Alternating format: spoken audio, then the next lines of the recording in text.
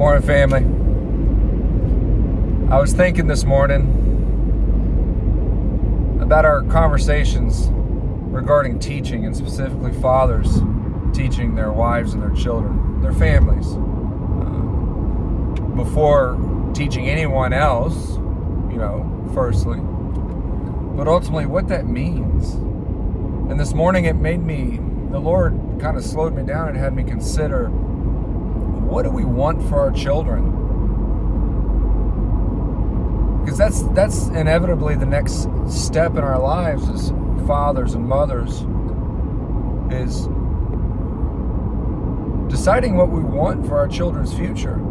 They make their own decisions and choose what they do that ultimately lays out their future, but we impact that greatly and encourage that greatly through what we teach, both in lessons but in example in that relationship. And so it's almost as though the Lord is bringing it full circle, this concept of fathers just don't know what we believe and let alone teach what we believe to our wives and children, so that they know not only ourselves as their father, but know the Lord as us being the first representation of Christ in their lives.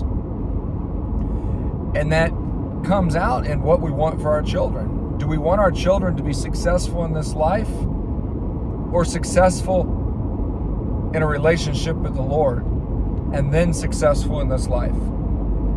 It's something hard to think about and consider. We'll put our children through all these extracurricular activities and programs and try to plan and push them to go to college or university or trade school. Try to push them so that they're financially stable and fiscally smart. But we forget that it's our responsibility to teach them and lead them in the ways of the Lord before all of that. In fact, we forget, and then when we remember and it feels like it's too late and we scramble, we start enrolling them in other programs and things in the local church and VBS and youth programs and youth retreats and all these different activities, so that we hope they can learn and grow closer to the Lord, all at the same time neglecting our own responsibility as fathers to teach our children. It's just as bad as fathers and mothers showing up in church only on Sundays and Wednesdays and being a quote-unquote cultural Christian, as some have described in the past. And we've all been guilty of this. We get comfortable in our life and go through seasons, but ultimately our Father reminds us and shakes us up and says, no, it's about the spirit of it, not the letter of it. It's about the heart behind your desire to do for me, and not just out of fear, but out of love for me. No different than we love our children. We desire our children to love us. They do that by getting to know who we are through knowing what we believe. There's no way around it.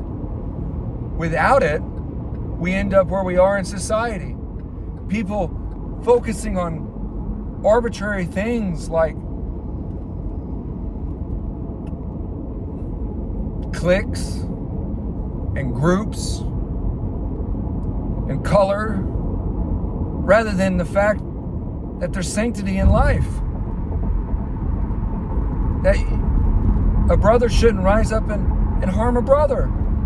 For the Lord said, the verse today was, love your neighbor as I've loved you. But when we don't truly know what we believe, and we're just passive Christians, we don't know how to actively listen to the Lord or study His Word, or even actively and purposely spend time amongst and with His people, so that we can experience and see and learn from the presence of God in His people. That second most important relationship that He's given us. Second alone only to the relationship with His Son, with Him. So what do we want for our children? We want them to have a relationship with the Lord. And yes, all these other things that we're teaching them or directing them in or leading them in will benefit them in their life. But without that relationship with the Lord and them learning what it means to have a relationship with the Lord through their father and their mother and that example, all of that means nothing. It's, as the Apostle Paul says, it's as dung. It's nothing. It's worthless. We must be teaching our children. We must be teaching our children. Fathers, reclaim that identity the Lord has given you, second to being a child of His. You get to be a father and a husband and be that first example of Christ in your family's life. You get to teach them what it means to have a relationship with Christ.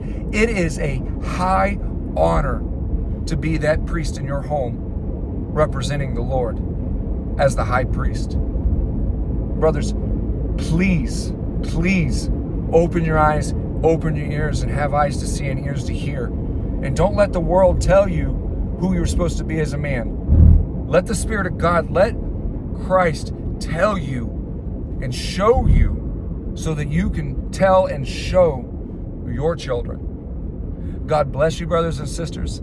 I look forward to seeing you next time. Until then, sit and be still and know that He is God. And think about this and move on it. Don't just sit stagnant on it. Love you guys. Till next time.